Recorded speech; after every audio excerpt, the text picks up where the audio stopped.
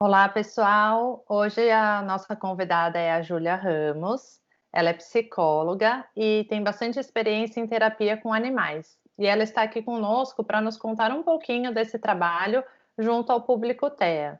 Bem-vinda, Júlia. Obrigada por ter aceito o nosso convite. Conta um pouquinho para a gente, então, como que é essa terapia com os animais e com o nosso público-alvo. Primeiramente, eu queria agradecer ao TIM, a você, Samira, pelo convite, muito obrigada. Vou falar brevemente um pouquinho do que é a terapia assistida por animais. Ela, na verdade, recebe diversas nomenclaturas, mas a mais conhecida é a terapia assistida por animais. Ela também pode ser reconhecida como intervenção assistida por animais. Hoje em dia, também a intervenção é utilizada por equinos, que é a famosa ecoterapia, também ela entra na classificação da terapia com animais. Então, assim, a gente pode trabalhar com os cavalos e com animais de pequeno porte. Na clínica onde eu atuo com essa terapia, a gente tem alguns animais específicos, não são todos os animais que permitem esse trabalho que nós temos lá na clínica. Então, lá a gente fala que a gente tem um quarteto fantástico, né? Que são os caninos, as aves, os répteis, e o pessoal lá, ou as crianças gostam muito dos animaizinhos. E aí, assim, o que nós temos? Os caninos, a gente tem os cães, claro, então de diversas raças, diversos tamanhos, diversas cores. As aves, a gente costuma trabalhar com aves de bico curvo, que são aves mais fáceis de serem adestradas e que elas conseguem fazer algum tipo de vocalização e de interação maior com o público. Os roedores diversos, né? Então lá a gente tem porquinho da Índia, hamster, tem o ratatouille, que é uma espécie de ratinho que o pessoal conhece aquele ratinho de laboratório, mas é um rato que a gente usa que é uma espécie específica que é o twister. E os répteis que lá a gente utiliza as tartarugas. Então, existem na terapia assistida por animais algumas instituições que trabalham com serpentes também, com outros animais de sangue frio, com anfíbios, com sapos, mas lá a gente trabalha com a tartaruga. Então, esse tipo de terapia, ela se assemelha muito a uma terapia clínica convencional. A diferença é que a gente coloca um animalzinho, um bichinho como mediador da relação do terapeuta com a criança ou com o indivíduo que está passando pelo tratamento. Né? Então, assim como toda parte clínica, existe uma anamnese, é feita uma avaliação, levantado todos os dados e as informações com a família, se já existe um diagnóstico ou não para aquela criança ou aquele indivíduo, e muitas vezes com a escola, a gente também faz a coleta de dados para algumas informações, né? Então atinge diversos públicos, transtornos de aprendizagem, transtornos de conduta, transtornos emocionais e os transtornos do espectro do autismo, que é o foco aqui da gente falar um pouquinho, né? Uhum. Então, com o autismo, a gente trabalha na intenção ou diagnóstica, né? Então, a gente também utiliza os animaizinhos, muitas vezes no diagnóstico clínico e também na intervenção. Então, depois de ser feita uma anamnese, toda uma avaliação de que tipo de objetivos que vão ser trabalhados para aquela criança, a gente monta um plano de trabalho e é feita uma apresentação dos diversos animais para aquela criança ou aquele indivíduo. Né? Então, até para ver que tipo de vinculação, se há uma recusa, se há uma aceita melhor para determinado animal. E para o público do TEA, assim, digamos que o que mais funciona, o que mais há vinculação, são os répteis. Né? Então, existe até mais ou menos uma explicação técnica para isso, porque a maioria dos répteis são, assim, digamos, isolados e excluídos por uma sociedade, né? Então, as pessoas costumam ter muito medo dos répteis e as crianças acabam se identificando, porque muitas vezes eles se isolam também da sociedade, né? Então, lá como a gente trabalha com a tartaruga, o jabuti, os autistas, muitas vezes dos que a gente atende lá, eles acabam se identificando muito, até porque eles se escondem dentro da casinha, né? Então, há o casco da tartaruga e do jabuti, eles se escondem. Então, a explicação técnica, psicológica para isso é que ele se assemelha muito à personalidade daquela criança. Então, como ela vive isoladinha naquele mundinho dela, ela acaba se familiarizando com aquele animal. Né? Então, aí a gente pode colocar conceitos como as projeções, identificações projetivas, acaba depositando naquele animalzinho todos os seus afetos, as suas angústias. Então, através dessa identificação dos animais, a gente consegue chegar alguns objetivos que a gente precisaria para trabalhar dentro daquele plano terapêutico que a gente traça para aquele indivíduo. Muito bom. A intervenção, geralmente, ela é focada em qual aspecto do autismo? Tem algum específico ou é tratado de uma forma geral? Então, normalmente, quando chegam indivíduos do espectro do autismo, essa terapia ela funciona como um complemento às outras terapias que esse indivíduo precisa. Então, normalmente, eles já fazem toda a parte de multidisciplinar que a gente tem na clínica, né? Então, tem a intervenção da psico, muitas vezes com ABA, com TCC, com outras abordagens. Tem a intervenção da fono, a intervenção da TO, muitas vezes precisam da intervenção da fisioterapia também. E a terapia com animais entra como um complemento a todas essas outras terapias. Até falando um pouquinho aqui, deixar um alerta de que a terapia com animais ela não pode ser a principal terapia dentro de um plano de trabalho de uma criança ou um indivíduo que tem um tipo de diagnóstico, por exemplo, como o TEA, né?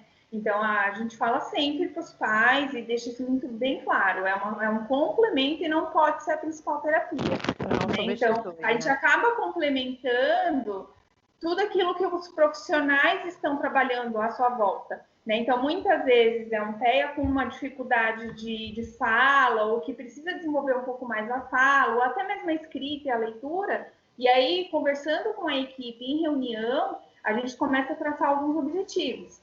Então, por ser complementar, a gente muitas vezes coloca como objetivos aquilo que a gente precisa complementar às outras terapias. Legal. Então, se precisa complementar uma fala, uma escrita, uma leitura, então a gente coloca um profissional, uma psicopedagoga, até uma psicóloga, junto com uma fono, por exemplo, e o animal escolhido, que muitas vezes a gente consegue trabalhar melhor essa questão de leitura, escrita e fala, é com as aves. Então, até porque elas vocalizam muitas coisas do que a gente faz, elas imitam, né? Uhum. Então, a gente escolhe também o animal adequado para o objetivo específico daquela sessão, né? Então, a gente consegue trabalhar os complementos das outras terapias. Então, não tem um foco principal. O que vale ressaltar aqui é que, assim, não dá para a gente falar, olha, a gente ganhou só na fala. Né? A gente ganhou, de repente, só numa área motora, só na área de coordenação motor, de psicomotricidade. Né? Então, assim, ela é geral, ela é global. Então, não dá para a gente ter um ganho motor e não ter um ganho psicológico junto. Então, uma das definições, até que o Instituto de Terapia Assistida por Animais coloca, é de que os objetivos e os ganhos são globais, são motores, físicos e sociopsicológicos. Né? Então, a gente consegue trabalhar todas as áreas de uma única vez, mas dentro daquela sessão, objetivando um alvo específico ou alguma coisa específica que a gente precisa trabalhar naquele momento. Então, a gente traça um plano de trabalho de aproximadamente de 3 a 6 meses, e a cada 3 ou 6 meses a gente faz um relatório evolutivo do que já teve de ganhos ou não, das dificuldades percebidas, e aí faz um novo plano de trabalho para o próximo trimestre ou semestre. Então, vai se renovando a cada vez que a gente percebe uma evolução ou uma involução devido a algumas dificuldades. Então, pode acontecer também da gente querer trabalhar determinado aspecto e não conseguir trabalhar daquela forma e ter que replanejar e fazer algumas adaptações. Existe alguma contraindicação a essa terapia assistida por animais? Não existe, assim, especificamente uma contraindicação. O que a gente fala muito das restrições, né? Então, por exemplo, a ecoterapia, que é a terapia com cavalos, existem algumas restrições e limitações físicas, né? Então, escolioses em grau acentuado, dificuldades ou luxações de quadril, convulsões não controladas ou convulsões que possam vir a ser ativadas pelo movimento do cavalo. E com os animais de pequeno porte, o que a gente trabalha de restrições é caso a criança apresente alguma crise alérgica, alguma alergia muito forte a um determinado animal. Então, a gente sabe que tem muitas crianças que o pelo incomoda bastante, né? Então, se a gente percebe que o pelo acaba incomodando, a gente trabalha com os outros animais. Então, trabalha mais com os répteis ou com animais que não tenham um pelo muito comprido. Então, o twister é um rato que não costuma soltar um pelo demasiado, então a gente, por isso a escolha da raça, então a gente acaba fazendo adaptações.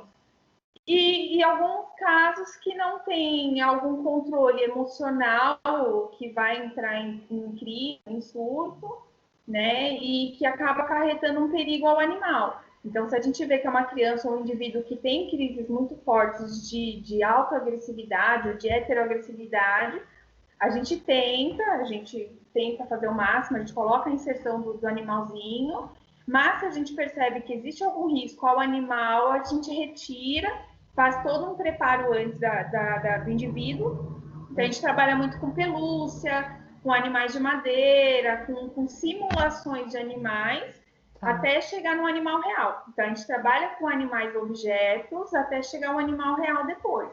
Então, não existe uma restrição, existem alguns cuidados e cautelas que a gente tem que ter dentro da terapia. Perfeito.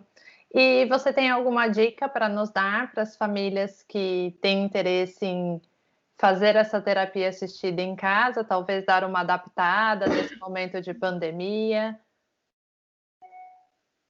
É uma coisa que eu acho bacana que a gente faz lá, depois de um determinado tempo, a gente percebe qual foi a maior vinculação da criança, qual animal que ela vinculou melhor, e depois de um determinado tempo a gente faz toda uma preparação para que eles possam levar o animalzinho preferido para casa e ficar alguns dias com eles. Né? Então a gente ensina como cuidar, como higienizar, como limpar, como fazer toda a tratativa do ambiente do animal e do próprio animal, qual é a alimentação específica, quais são os cuidados que tem que ter. E aí eles levam os animaizinhos para casa para passar 3 ou 4 dias, é estabelecido de acordo com a agenda do nosso animal terapeuta, que eles também têm uma agenda bem complicadinha, a aceitação da família, né? A gente também faz a preparação da família para receber esse animalzinho em casa, e aí a criança leva até para ela ter mais ou menos um retorno do que já foi feito em terapia. Então, o que ela já aprendeu na terapia, o que ela pode pôr em prática no dia a dia. Então, não adianta ela fazer lá uma terapia de 30, 40, 50 minutos e não colocar isso em prática em casa. Né? Então, a gente coloca mais ou menos a prática da terapia em casa, levando o animalzinho. E aí, depois de um tempo, se a gente perceber que é uma família bacana, que houve uma adaptação e que teve um benefício, um ganho bem legal e bacana para aquela criança ou aquele indivíduo, a gente faz, assim, conversando com a família com toda calma e cautela, a inserção de um animalzinho na família. Né? Então, se de repente é uma criança que gostou muito de um hamster e teve uma grande vinculação e a gente percebeu ganhos e evoluções muito rápidos, né, que vai beneficiar aquela criança ter um hamster em casa, então a gente faz todo um preparo para a gente inserir esse animalzinho na família. Então, também a gente faz toda uma cartilha de como cuidar, de como ter um animalzinho desse em casa, os cuidados, inclusive veterinários, de saúde com os animais. Então, todas as crianças lá aprendem de alguma forma higiene, alimentação e os cuidados de saúde. E aí a gente faz a inserção do animalzinho na família. Né? Então, acaba tendo o benefício na terapia, naquele momento de terapia, e aí vai para casa, tem o seu animalzinho em casa, eles conseguem estender também tudo o que eles aprenderam lá em casa. Então, nesse momento de pandemia, de atendimento online, tem muitos clientes que se beneficiaram com isso, que já foram feitos a inserção dos animaizinhos em casa, e a gente consegue trabalhar o que seria trabalhado no consultório em casa. Se não, a gente também consegue emprestar os bichinhos nesse momento. Então, vai lá, empresta um bichinho, fica uma semana, 15 dias para fazer as terapias em casa e depois devolve para a gente.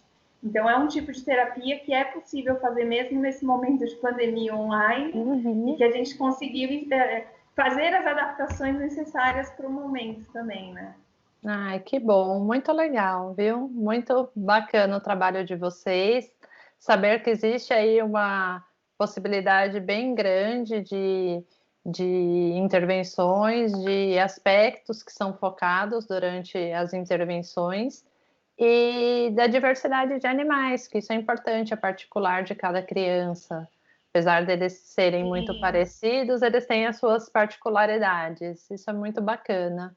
Fora a diversidade do ambiente terapêutico também, né? O ambiente foge um pouquinho do ambiente clínico, então são salas muito amplas, com materiais diferentes do que eles conhecem nas terapias clínicas convencionais, e a gente usa também o meio externo. né? Então, tem muitas terapias que a gente faz na rua. Então, vai dar uma voltinha com o cachorro, vai levar um coelhinho até uma praça. Então, a gente estende também aquele setting terapêutico de 4 paredes, que é uma clínica convencional. E aí isso facilita também os pais e até a criança enxergar as possibilidades de estender isso para a vida, né? Então, como reagir se tiver um animalzinho na rua, por exemplo, já chegou casos lá, inclusive, de fobias de cães querendo trabalhar a terapia. Então, assim, poxa, se tem fobia, por que eu vou colocar um animal para fazer terapia, né? Então, você perguntou até das contraindicações. Então, quem é indicado? Não, já atendemos muitos casos de fobia de animais que a gente trabalhou com os animais, né? Então, a gente faz as adaptações. E aí o ambiente, o setting terapêutico também é totalmente diferente, é uma coisa muito mais lúdica, mais tranquila, e aí a gente consegue muitas vezes ganhar alguns objetivos, mesmo traçados clínicas, na clínica convencional e na terapia com animais, objetivos em comum. E a gente percebe um ganho maior quando está com o animalzinho do que com aquele atendimento clínico convencional que não tem um animalzinho junto. Muito bom mesmo. Muito obrigada, Júlia, pela sua participação, pelo seu relato. É um trabalho de suma importância e que deve aí fazer parte da rotina da criança e cada vez mais ser divulgado esse trabalho e os seus benefícios. Obrigada a vocês pela oportunidade de divulgar, porque realmente ainda é uma terapia que existe uma certa resistência de algumas pessoas, né? Então, poxa, eu vou levar meu filho para terapia para ficar brincando com animalzinho, né? Então, obrigada a vocês também pelo espaço de divulgar e difundir cada vez mais a importância dessas terapias alternativas. Nós quem agradecemos.